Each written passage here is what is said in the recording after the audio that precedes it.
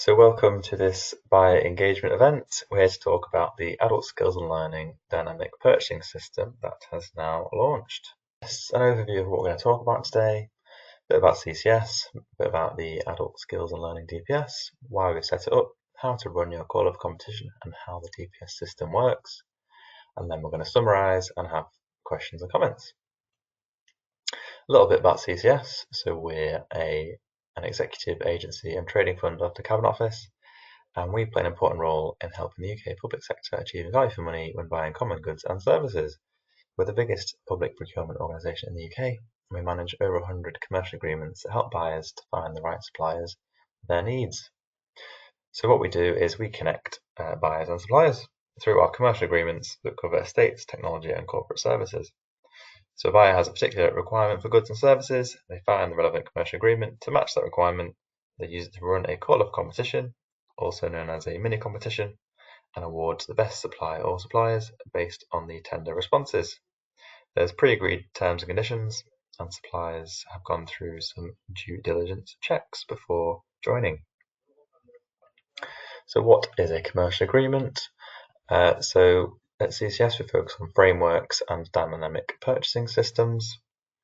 So essentially, they're both types of commercial agreement. At their core, they both have a range of pre-appointed suppliers who've gone through a range of due diligence checks and pre-qualification questions, and they both have a set of contract terms that suppliers have already signed up to that buyers can use, meaning they're ready for buyers to run mini competitions or call-off competitions to buy goods or services. Now I'm going to hand over to my colleague Matt, who's going to talk about the next couple of sections. So first and foremost, the Adult Skills and Learning Commercial Agreement is a new commercial agreement that's now launched. It went live for buyers on the 16th of August. Should you be referring to the agreement to us as a CCS team, the reference number is RM6348 and it is a dynamic purchasing system. The Adult Skills and Learning Dynamic Purchasing System allows buyers to procure publicly funded skills and training for adults aged 19 and over and young adults aged 16 to 18, which are not in full-time mainstream education in the general public, supporting them to train, retrain and upskill throughout their lifetimes. And it is open to all UK public sector bodies to access the agreement, but we'll go into more detail on this in the following slides. Next slide, please, Andy. So what's included within the scope of this agreement? The scope includes any current and future publicly funded skills training for adults. This list is not exclusive, but includes, just to highlight, some funding streams. So post-16 and post-19 training, Adult Skills Fund, free courses for jobs, the UK Shared Prosperity Fund, Multiply and other similar programs.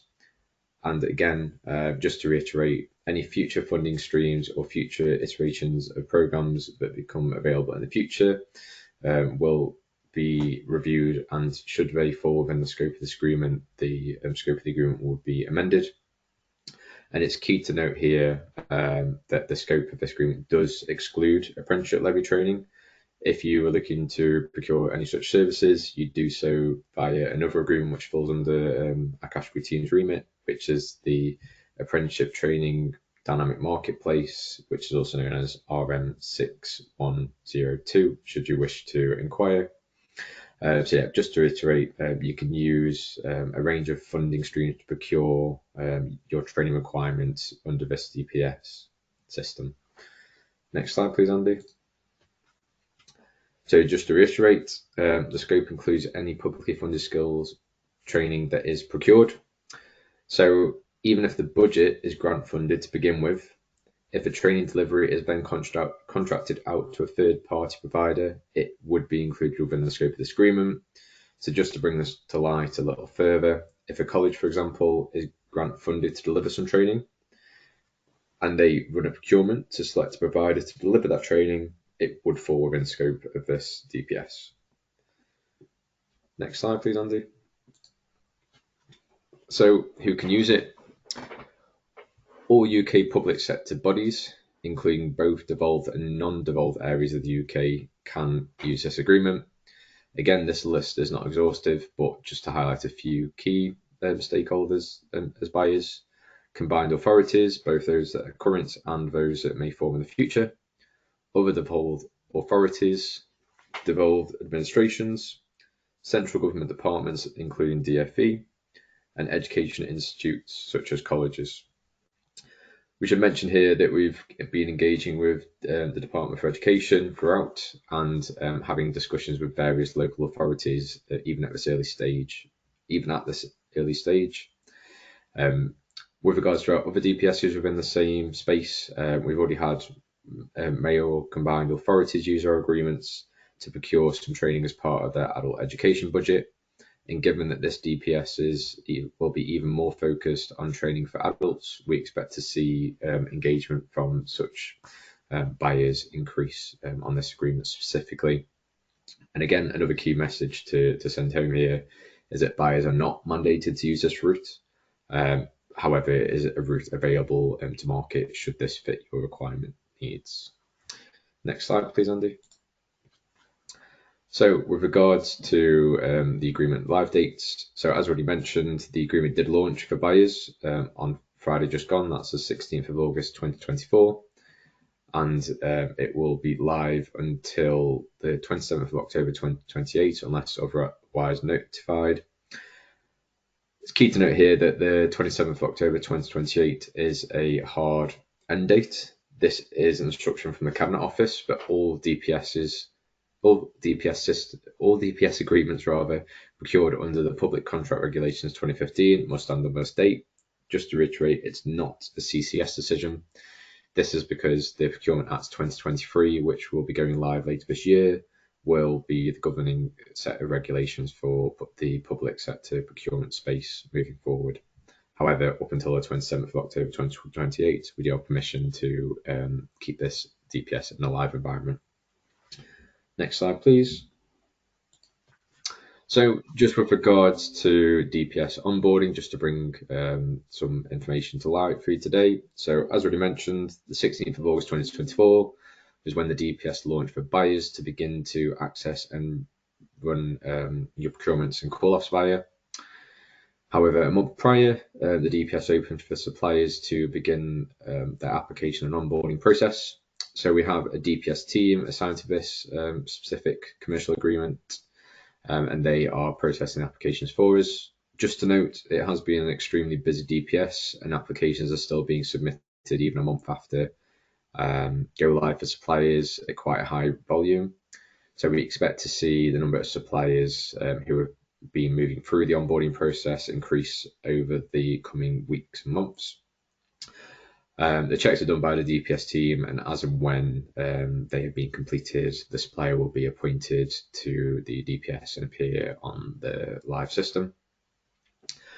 A list of suppliers is available on the DPS agreement homepage on the supplier registration service, and this is continually updated as and when suppliers move to that appointed status. So if a supplier isn't there today, for example, they might be there tomorrow. Just noting that this onboarding process has seen an extremely high number volume of applications. So it's just taking some time to work through to get those suppliers to that appointed status. And we'll come into further detail on this later in the presentation. But just to reiterate, given that this is a dynamic purchasing system, suppliers are able to join throughout the lifetime of the agreement. Next slide, please, Andy. So who will the suppliers be? As already mentioned, we've seen a high number of supplier applications so far and expect this to continue to rise as the DPS becomes more widely circulated and known within the market itself. But we expect to see a range of suppliers across various different demographics, so small, medium and large providers, both on a national and regional level. And just to reiterate a point that was mentioned on the previous slide, should you come to run a call off and you identify a potential supplier that you might be interested in inviting to your further competition, given that it is a dynamic purchasing system, you can ask that supplier to join the DPS, so begin the onboarding process, so that they can be included within your call-off competition. So yeah, the supplier list isn't fixed, it is dynamic in that sense. Next slide, please, Andy.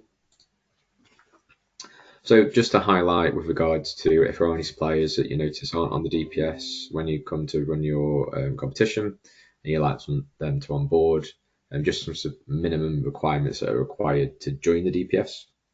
So first and foremost, DUNS number. It's just a reminder that suppliers that hold this information should ensure that it matches across the various different platforms. So for example, Companies House, if an entity doesn't quite match up, this might hinder the onboarding process. All suppliers that will be appointed to the DPS must have a Cyber Essentials basic certification. Cyber Essentials Plus is a bonus, but Cyber Essentials is the minimum requirement to be appointed. If a supplier does not have this, they will need to apply for it, bearing in mind this can sometimes incur a significant lead time. So ideally, they would have it in place to join. All suppliers will be required to complete a financial viability risk assessment, and this will be processed by our commercial finance team internally within CCS. The commercial finance team review this as part of the onboarding process on a case-by-case basis, and if they're satisfied, will obviously endorse this to move the supplier through the onboarding process. Further, there is a questionnaire which suppliers will complete as part of the onboarding process, which will outline various legal obligations to ensure that they are viable suppliers in regards to their credentials and have no outstanding problems or issues with their organisation and trading status. The DPS team review this and will move the suppliers through the various onboarding stages as appropriate at each point. And if a supplier fails a certain point, then they will be their application will be rejected from the system. Furthermore, a UK provider reference number, aka UKPRN, from the UK registered learning providers is required to demonstrate that the supplier are a registered training provider. And finally, minimum levels of insurance are required. So both employer liability and public liability are required at a minimum of 5 million and professional indemnity at a minimum of 1 million.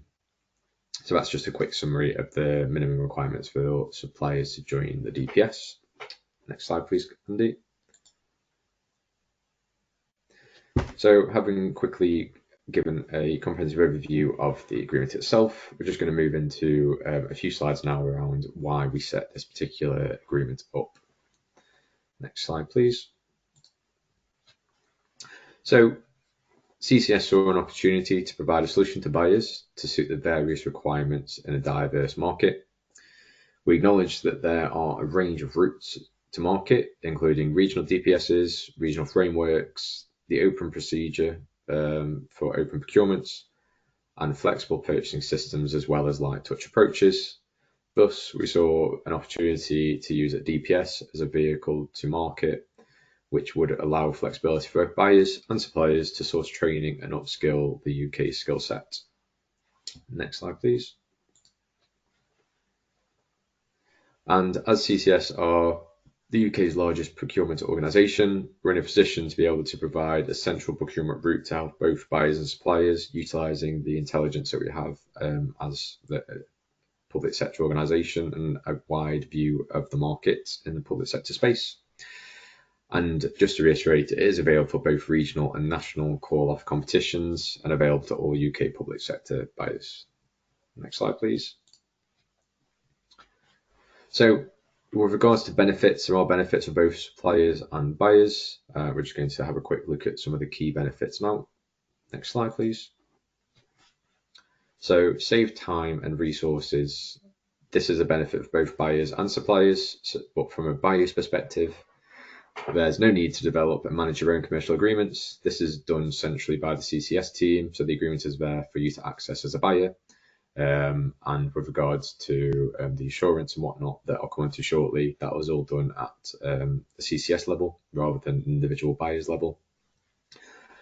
In terms of save time and resources, again, for a buyer, call-offs are a quicker route to market versus an open find the tender service procurement. So it saves you time as an organisation, sourcing requirements more quickly and with less admin and cost involved.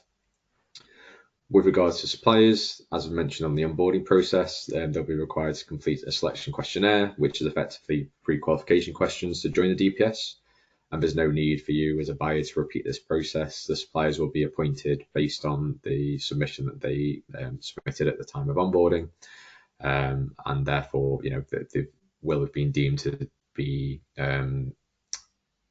appropriate to deliver the various training courses that fall under the remit of the DPS and the scope. With regards to assurance of suppliers, CCS continually does this on behalf of buyers. So with regards to the insurance certificates and cyber essentials, these are done on a annual basis and is monitored by our DPS teams and our customer service centre colleagues. And with regards to financial standing, the financial viability risk assessment, aka FVRA, is monitored with active DMB score alerts that are sent through to the category team in commercial finance. And we as a category team, in conjunction with commercial finance, will discuss any drops in scores and take any appropriate actions required. So, for example, if a supplier falls below the certain threshold, actions will be taken, whether that's investigating further or removing them from the framework to ensure all suppliers on the framework are of good financial standing and are viable suppliers for our buyers. And the DPS terms and conditions are agreed up front, so this saves time in regards to negotiating terms and conditions. So for buyers, they're already agreed. Next slide, please. So with regards to save time and resources, but on a supplier slant, suppliers are aware of the conditions and the processes associated with the agreement, as they're same across the board for all call-offs, given that the CCS manages the commercial agreement from a centralised point of view. So therefore, suppliers are more easily able to move through the procurement process when they receive your requirement with familiarity of what is expected of them. And as Andy will talk to shortly, the DPS uses filters, which suppliers respond to during the onboarding process and allows buyers to filter based on their requirements and needs specifically to identify suitable suppliers, which will form a supplier shortlist in essence. The onus is on buyers in this instance using a DPS to contact the suppliers to begin the formal procurement process once a supplier list or supplier shortlist has been created. So rather than, per se, a supplier monitoring a pipeline to wait for procurement to, opportunities to arise within the market, buyers are the point of contact that will reach out and make a supplier aware that an opportunity has become available. Next slide, please. And one of the other key benefits to using the Adult Skills and Learning DPS is reduced pressure on large-scale open procurements. So the DPS gives an option for buyers to take an agile approach using targeted, quicker call-offs based on region, funding stream, sector, subject area, or qualifications. So the form of what I just referred to there would be some of the filters that are applied in the DPS, which Andy will talk to shortly. But this isn't to exclude the fact that large-scale call-offs are also an option too under the DPS, not just smaller, quicker call-offs. And just to hammer the point home, suppliers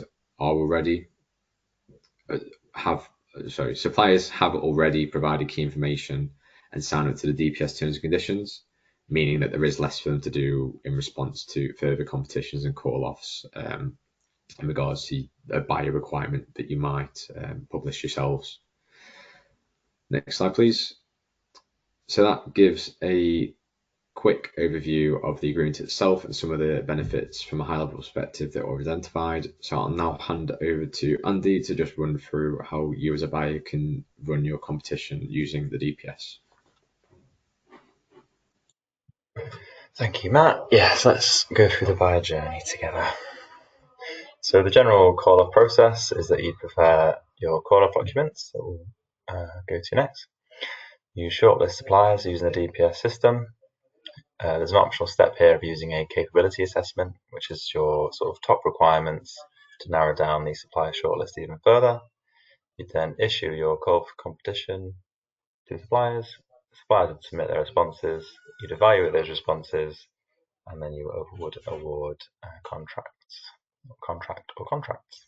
In terms of the call-off documents, so you'd have your invitation to tender, you'd include your procurement timetable, requirement specification, quality questions and award criteria, instructions for suppliers, and pricing matrix if you're using one, or you could just issue your funding rules as an alternative.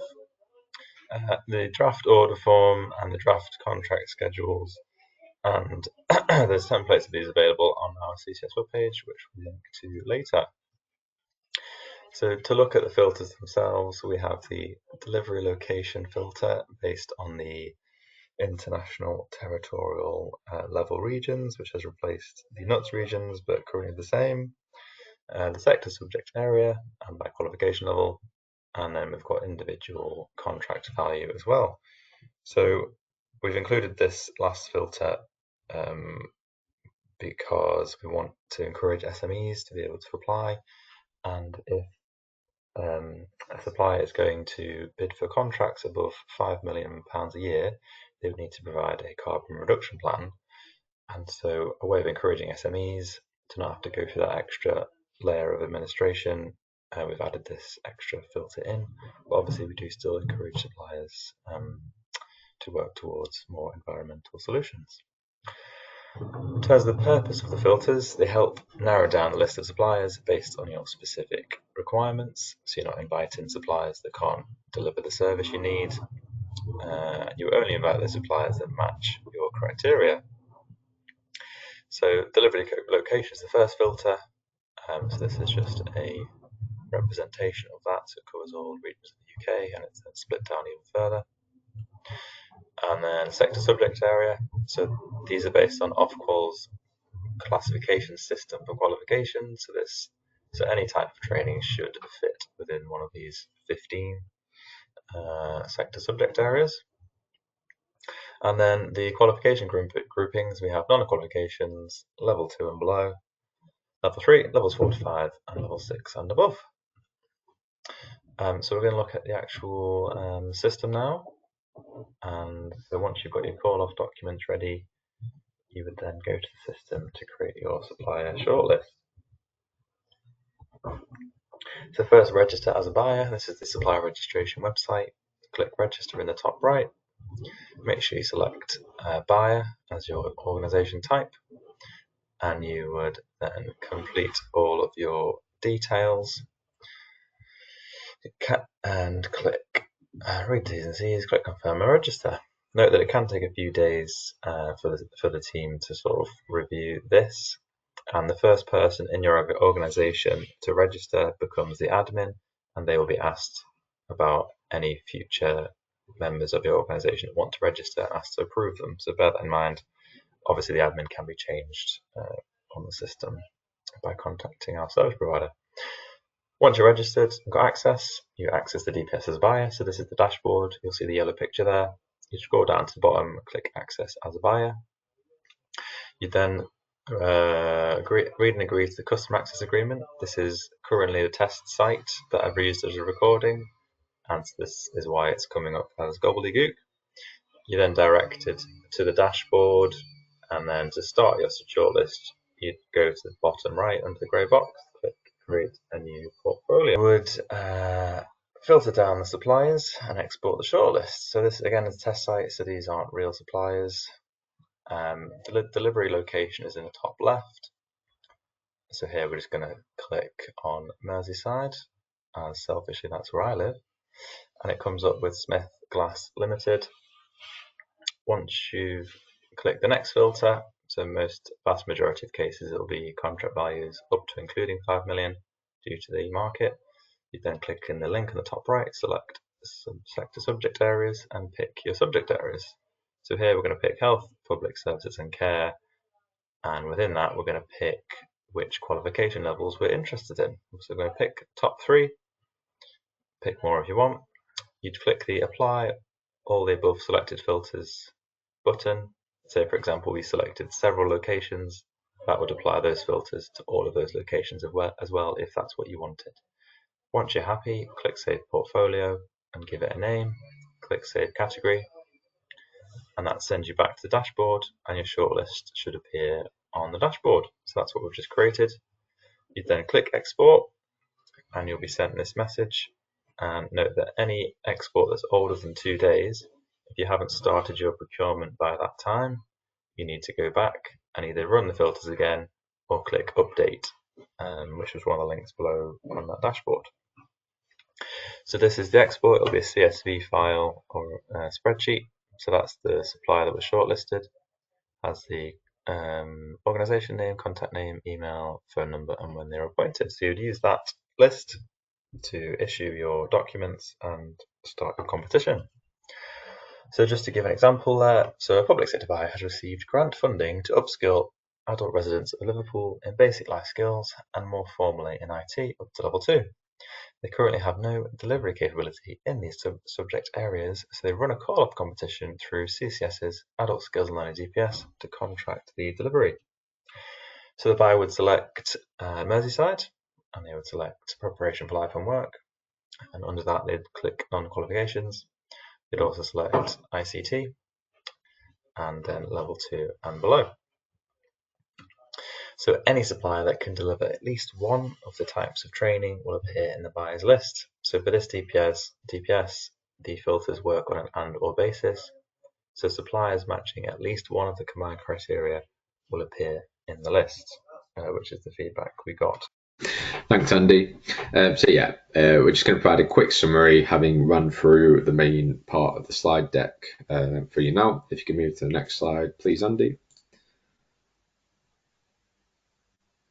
Brilliant. So yeah, just with regards to the Adult Skills and Learning DPS, using the who, what, where, when, and why. So who is the Adult Skills and Learning DPS available for to use as a buyer? So it's any UK public sector organisation can access the agreement as a buyer. What can said buyers procure? You can procure publicly funded adult skills training via the DPS. And where will the buyers be situated within the UK itself? From when? So the agreement went live on the 16th of August 2024, as already mentioned, for buyers, and this will be live unless otherwise noticed until the 27th of October 2028, which is when all DPSs under the PCR 2015 regs will come to an end, as currently stated. And why use the Adult Skills and Learning DPS? It's a centralised route designed to save time and resources with built-in supplier compliance and the capability to allow you to run smaller call-offs where required. Next slide, please, Andy. So how can you run a competition using the Adult Skills and Learning DPS?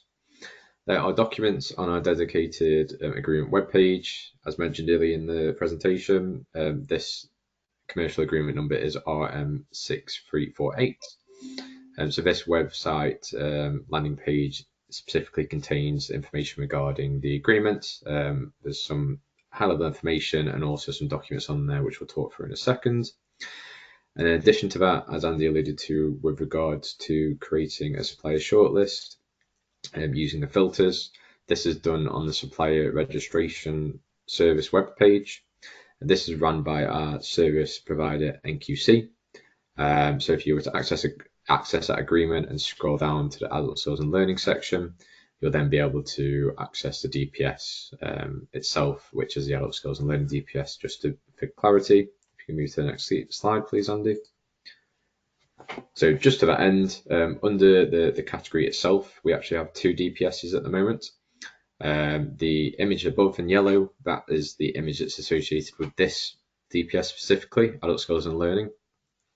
The image at the bottom is slightly smaller and has the nice red X across it, is the image that's associated with our other agreement under this category, which is Learning and Training Services, aka agreement number RM6219.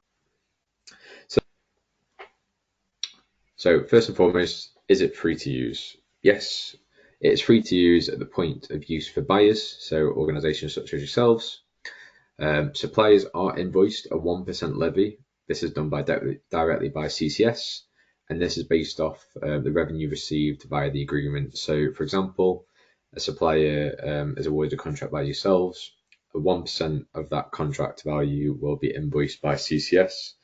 But again, just to emphasize, this is not something that a buyer will be involved with directly with the supplier.